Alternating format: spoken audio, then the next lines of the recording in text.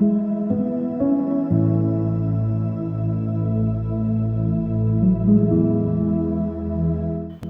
ಕ್ರಿಸ್ತನಲ್ಲಿ ಪ್ರೀತಿಯುಳ್ಳ ದೇವಜನರೇ, ನಿಮ್ಮೆಲ್ಲರನ್ನ ಈ ಪರಿಶುದ್ಧ ಬೆಳಗಿನ ಜಾವದಲ್ಲಿ ತುಂಬು ಹೃದಯದಿಂದ ವಂದಿಸುವವನಾಗಿದ್ದಾನೆ. ಕರ್ತನ ಈ ಕೃಪೆ ದಿವಸವನ್ನು ಆತನ ಮಹಿಮೆಗಾಗಿ ಕಳೆಯುವುದಕ್ಕಾಗಿ ನಾವು ತಿರುಗಿ ಮಾನಸಾಂತರದ ವ್ಯಕ್ತಿ ನಾವಾಗಿರ್ಬೇಕೆಂಬುದಾಗಿ ನಾವು ನೋಡ್ಕೊಳ್ತಾ ಇದ್ದೇವೆ. ಮಾನಸಾಂತರ ಅದು ಅತಿ ಪ್ರಾಮುಖ್ಯವಾದ ವಿಷಯ ದೇವರ ಮಕ್ಕಳಿಗೆ. ಯಾವ ವ್ಯಕ್ತಿಯ ಕಡೆಗೆ ಮಾನಸಾಂತರ ಇರುವುದಿಲ್ಲವೋ ಆತನು ಯೇಸುವಿನ ಜೊತೆಗೆ ಬಹಳಷ್ಟು ಬಲಿಷ್ಠವಾದ ಒಂದು ವ್ಯಕ್ತಿತ್ವವನ್ನು ಕಟ್ಟಿಕೊಳ್ಳುವುದಕ್ಕಾಗುವುದಿಲ್ಲ.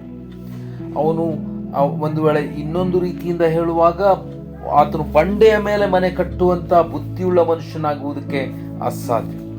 ಯಾಕಂದರೆ ಅವನು ಹಗುರವಾದ ಜೀವಿತವನ್ನು ಸಾಗಿಸ್ತಾ ಇರುವುದರಿಂದ ಅವನು ತನ್ನ ಮನೆಯನ್ನು ಬಹಳ ಸರಳವಾಗಿ ತಪ್ಪಾದ ರೀತಿಯಲ್ಲಿ ಹೇಗೆ ಬೇಕೋ ಹಾಗೆ ಅವನು ಮನೆಯನ್ನು ಕಟ್ಟುವುದಕ್ಕೆ ತನ್ನನ್ನು ಒಪ್ಪಿಸಿಕೊಡ್ತಾನೆ. ಆದರೆ ಮಾನಸಾಂತರ ಅನ್ನುವಾಗ ಅದನ್ನು ಆಳವಾಗಿ ಅಗಿದು ಬಂಡೆಯ ಮೇಲೆ ಅಸ್ಥಿವಾರವನ್ನು ಹಾಕಿ ಮನೆ ಕಟ್ಟಿದ ವ್ಯಕ್ತಿಗೆ ಸಮಾನ ಎಂಬುದಾಗಿ ನಾವು ನೋಡ್ಕೊಳ್ತೇವೆ. ಅದು ಮಾನಸಾಂತರದ ಒಂದು ಪಿಕ್ಚರ್.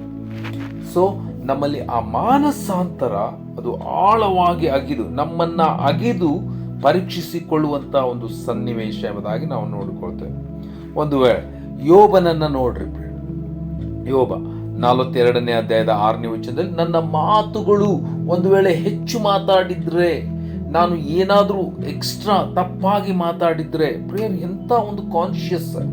ಈ ಕಾನ್ಶಿಯಸ್ ಅದು ನಮ್ಮನ್ನ ದೇವರ ಸನ್ನಿಧಾನದಲ್ಲಿ ಬಹಳಷ್ಟು ಆಳವಾಗಿ ನಮ್ಮನ್ನು ಪರೀಕ್ಷಿಸಿಕೊಳ್ಳುವಂತೆ ಮಾಡುವಂಥದ್ದು. ಅಥವಾ ನಮ್ಮಲ್ಲಿ ಮಾನಸಾಂತರ, ಆತನು ಬೂದಿಯಲ್ಲಿ ಕೂತ್ಕೊಂಡು ತನ್ನನ್ನು ಪರೀಕ್ಷಿಸಿಕೊಳ್ಳುವಂಥ ಒಬ್ಬ ವ್ಯಕ್ತಿ ಎಂಬುದಾಗಿ ನಾವು ನೋಡಿಕೊಳ್ತೇವೆ.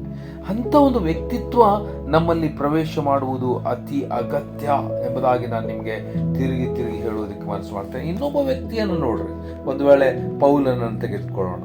ಪೌಲನು ಆತನು ರೋಮಾಪುರದವರು ಬರೆದ ಪತ್ರಿಕೆ 6, 7, 8 ಅಧ್ಯಾಯಗಳನ್ನು ಬರೀತಾ ಇರುವಾಗ, ರೋಮಾಪುರದವರಿಗೆ ಬರೆಯುವಾಗ ತನ್ನ ವ್ಯಕ್ತಿತ್ವ ಅವನಿಗೆ ಗೋಚರವಾದಾಗ, ನಾನು ಎಂಥ ದುರವಸ್ಥೆಯಲ್ಲಿ ಬಿದ್ದಂಥ ಅಸಹ್ಯವಾದ ಶಾರೀರಿಕ ಅಭಿಲಾಷೆಗಳಿಂದ ತುಂಬಲ್ಪಟ್ಟಿರುವಂಥ ಒಂದು ಭಯಂಕರವಾದ ವ್ಯಕ್ತಿ ಎಂಬುದಾಗಿ ತನ್ನನ್ನೇ ಎಕ್ಸ್ಪ್ಲೇನ್ ಮಾಡುವುದನ್ನು ರೋಮಾಪುರದವರು ಬರೆದ ಪತ್ರಿಕೆ 7ನೇ ಅಧ್ಯಾಯದಲ್ಲಿ ನಾವು ನೋಡ್ಕೋತೇವೆ. ಯಾವಾಗ ನಮ್ಮನ್ನ ಆಳವಾದ ಪರೀಕ್ಷೆಗೆ ನಾವು ಒಳಪಡ್ತೇವೋ ಅವಾಗ ನಮ್ಮಲ್ಲಿ ಸುಂದರವಾದಂಥ ಒಂದು ವ್ಯಕ್ತಿತ್ವ ಅಥವಾ ಬಂಡೆಯ ಮೇಲೆ ಮನೆ ಕಟ್ಟಿದ ಬುದ್ಧಿಯುಳ್ಳ ಮನುಷ್ಯರು ನಾವಾಗುವುದಕ್ಕೆ ಸಾಧ್ಯ ಎಂಬುದನ್ನ ನಾವು ನೋಡ್ಕೊಳ್ತೇವೆ. ಇದು ಬಹಳ ಪ್ರಾಮುಖ್ಯವಾಗಿರುವಂಥದ್ದು. ಇನ್ನೊಂದು ವ್ಯಕ್ತಿಯನ್ನು ಸಹ ನಾನು ನಿಮ್ಮ ಮುಂದೆ ಹೇಳುವುದಕ್ಕೆ ಮನಸ್ಸು ಮಾಡ್ತೇನೆ. ಅದು ತಿಮೋತಿ. ಆತನು ತನ್ನನ್ನು ಆಳವಾಗಿ ಪರೀಕ್ಷೆ ಮಾಡಿಕೊಂಡು ಅವನಲ್ಲಿ ಕಣ್ಣೀರು ತುಂಬಿ ಹಾಕಲ್ಪಟ್ಟಿತ್ತು ಎಂಬುದಾಗಿ ನಾವು ನೋಡ್ಕೋತೇವೆ. ಅದನ್ನ ಪೌಲನು ಬಹಳಷ್ಟು ಸುಂದರವಾದ ರೀತಿಯಲ್ಲಿ 2 ತಿಮೋತಿ 1ನೇ ಅಧ್ಯಾಯದ 4ನೇ ವಚನದಲ್ಲಿ ಅದನ್ನ ಎಕ್ಸ್ಪ್ಲೇನ್ ಮಾಡುವುದು. ನಾನು ನಿನ್ನ ಕಣ್ಣೀರುಗಳನ್ನು ನೆನಪಿಗೆ ತಂದು ನಿನ್ನನ್ನು ನೋಡಿ ಸಂತೋಷ ಭರಿತನಾಗಬೇಕೆಂದು ಅಪೇಕ್ಷಿಸ್ತಾನೆ. ಯಾವುದಕ್ಕೋಸ್ಕರ ಕಣ್ಣೀರು? ಅವನಲ್ಲಿ ಆಳವಾದ ಸತ್ಯಗಳಿಗಾಗಿ ಆತನಲ್ಲಿ ಕಣ್ಣೀರು ತುಂಬಿ ಹಾಕಬೇಕು. ನಾನು ಇನ್ನೂ ತಪ್ಪಾದ ವಿಷಯಗಳಿಂದ ಬಿಡುಗಡೆಯನ್ನು ಹೊಂದಿಕೊಳ್ಬೇಕು. ನನ್ನ ಕಡೆ ಇರುವಂತಹ ಶೈನೆಸ್, ನನ್ನ ಕಡೆ ಇರುವಂತಹ ಈ ತಪ್ಪಾದ ಒಂದು ವೇಳೆ ಭಯದ ಆತ್ಮ ನನ್ನಿಂದ ಹೊರಟು ಹೋಗ್ಬೇಕು. ನಾನು ಇನ್ನೂ ಹೆಚ್ಚು ದೇವರಿಗಾಗಿ ನಂಬಿಗಸ್ತನಾಗಬೇಕು. ಈ ಕಣ್ಣೀರು ಅವನಲ್ಲಿ ತುಂಬಿ ಹಾಕಲ್ಪಟ್ಟಿತ್ತು. ಪ್ರಿಯರು, ಇದು ಬಹಳ ಪ್ರಾಮುಖ್ಯವಾಗಿರುವಂಥ ಒಂದು ವಿಷಯ ಎಂಬುದಾಗಿ ನಿಮಗೆ ನಾನು ಹೇಳ್ತೇನೆ ಪ್ರಿಯರು. ಸೊ ನಮ್ಮಲ್ಲಿ ಇಂಥ ಒಂದು ಆಳವಾದ ವ್ಯಕ್ತಿತ್ವಕ್ಕೆ ನಮ್ಮನ್ನ ಒಪ್ಪಿಸಿಕೊಡುವುದು ಅಗತ್ಯ. ನಮ್ಮ ಕಡೆ ಯಾವ ಆತ್ಮಿಕ ಕೊರತೆಗಳಿವೆ ಆ ವಿಷಯಗಳಿಗಾಗಿ ನಾವು ದಾಹವುಳ್ಳವರಾಗಿ ತಗ್ಗಿಸಿಕೊಂಡವರಾಗಿ ದೇವರ ಸನ್ನಿಧಾನದಲ್ಲಿ ನಾವು ಪ್ರಾರ್ಥಿಸುವಂಥದ್ದು ಅಥವಾ ದುಃಖ ಪಡುವಂಥದ್ದು, ಮಾನಸಾಂತರಗೊಳ್ಳುವಂಥದ್ದು, ನಮ್ಮಲ್ಲಿ ದೀನ ಸ್ಥಿತಿಗೆ ಹೋಗುವಂಥದ್ದು ಅತಿ ಅಗತ್ಯ.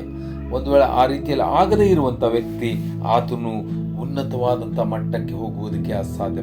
ಈ ಕಾರಣ ಮಾನಸಾಂತರ ಅದು ನಮ್ಮ ಜೀವಿತವನ್ನು ದೇವರ ಅತಿ ಸಮೀಪಕ್ಕೆ ಒಯ್ತದೆ. ಒಂದು ವೇಳೆ ಕೋರಿಯನ ಒಂದು ಪದ್ಯವನ್ನು ನಾವು ನೋಡುವಾಗ, ಒಂದು ಕೀರ್ತನೆ 42ನೇ ಕೀರ್ತನೆಯನ್ನು ನೋಡ್ರಿ, ಆತನು ಬಾಯಾರಿದ ಜಿಂಕೆಯಂತೆ ದೇವರ ಸಾನ್ನಿಧ್ಯಕ್ಕಾಗಿ ಎಷ್ಟೋ ದೇವ್ರ ಮಕ್ಕಳು ದೇವರ ಜೊತೆಗೆ ಸಂಬಂಧನೇ ಇಟ್ಕೊಂಡಿರುವುದಿಲ್ಲ, ದೇವ್ರ ಜೊತೆಗೆ ಯಾವುದೇ ರೀತಿಯ ಬಾಂಧವ್ಯವನ್ನು ಇಟ್ಕೊಳ್ಳುವುದಕ್ಕೆ ಮನಸ್ಸು ಮಾಡ್ತಾ ಇರುವುದಿಲ್ಲ. ಎಷ್ಟೋ ದೇವ್ರ ಮಕ್ಕಳು ಆ ದೇವರ ಸಾನ್ನಿಧ್ಯ ಇಲ್ಲದೆ ಆರಾಮಾಗಿ ತಮ್ಮ ಜೀವಿತವನ್ನು ಸಾಗಿಸ್ತಾ ಇರ್ತಾರೆ. ಈ ಕಾರಣ ಅವರಲ್ಲಿ ಮಾನಸಾಂತರದ ಯಾವುದೇ ಜೀವಿತ. ಸೊ ನಮ್ಮಲ್ಲಿ ಮಾನಸಾಂತರ ಅಗತ್ಯ. ದೇವ್ರನ್ನ ನನ್ನ ಕೂಡ ಮಾತಾಡ್ತಾ ಇದ್ದಾರೋ, ದೇವ್ರ ಜೊತೆಗೆ ನಾನು ಮಾತನಾಡ್ತಾ ಇದ್ದೇನೋ, ಆ ದೇವರ ಸಾನ್ನಿಧ್ಯ ನನ್ನ ಕಡೆ ಇದೆಯೋ, ಆ ತವಕ, ಆ ಮಾನಸಾಂತರ, ದೇವರ ನನ್ನ ಕೂಡ ಮಾತನಾಡಲಿಲ್ಲ ಅಂದರೆ ನಾನು ಸತ್ತವನಿಗೆ ಸಮಾನನಾಗಿದ್ದೇನೆಂಬ ಆ ಒಂದು ಭಯ ನನ್ನ ಕಡೆ ತುಂಬಿ ಹಾಕಲ್ಪಡಬೇಕು. ಅವಾಗ ನಾವು ದೇವರಿಗೆ ಬಹಳಷ್ಟು ಯೋಗ್ಯವಾಗಿ ಕಂಡು ಬರುವುದಕ್ಕೆ ಸಾಧ್ಯ. ಒಂದು ಬಂಡೆಯ ಮೇಲೆ ಮನೆ ಕಟ್ಟಿದ ಬುದ್ಧಿಯುಳ್ಳ ಮನುಷ್ಯನಾಗುವುದಕ್ಕೆ ಸಾಧ್ಯ. ಯಾರಲ್ಲಿ ನಿಜ ಮಾನಸಾಂತರ ಇರ್ತದೋ ಅವನು ಆಳವಾಗಿ ಅಗಿದು ಆ ಬಂಡೆಯ ಮೇಲೆ ಮನೆ ಕಟ್ಟಿಕೊಂಡಂತ ಒಬ್ಬ ಬುದ್ಧಿಯುಳ್ಳ ಮನುಷ್ಯನಾಗಿರ್ತಾನೆ. ಸೊ ಈ ಬೆಳಗಿನ ಜಾವದಲ್ಲಿ ನಮ್ಮನ್ನು ಪರೀಕ್ಷಿಸಿಕೊಳ್ತಾ ನಾವು ಹೇಗಿದ್ದೇವೆಂಬುದಾಗಿ ತಗ್ಗಿಸಿಕೊಂಡು ಮಾನಸಾಂತರದೊಡನೆ ಕರ್ತನೊಟ್ಟಿಗೆ ನಾವು ನಡೆಯುವುದಕ್ಕೆ ನಮ್ಮನ್ನು ಒಪ್ಪಿಸಿಕೊಂಡು ಆ ರೀತಿಯಲ್ಲಿ ಆಗುವಂಥ ಕರ್ತನು ನಿಮ್ಮನ್ನು ಆಶೀರ್ವದಿಸಲಿ. Thank you.